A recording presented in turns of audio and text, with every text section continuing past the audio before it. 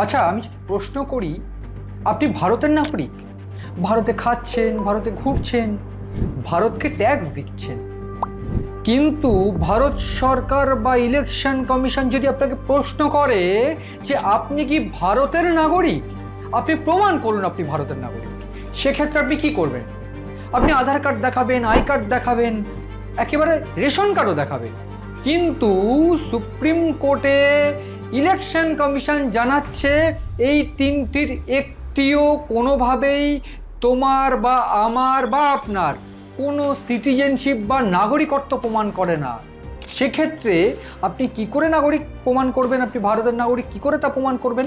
52 লক্ষ ভোটার প্রায় বাদ যেতে চলেছে, যেটা গত দু একদিন আগেও প্রায় 42 লক্ষ ছিল, সেটা ইতিমধ্যেই 52 লক্ষে পৌঁছে গিয়েছে।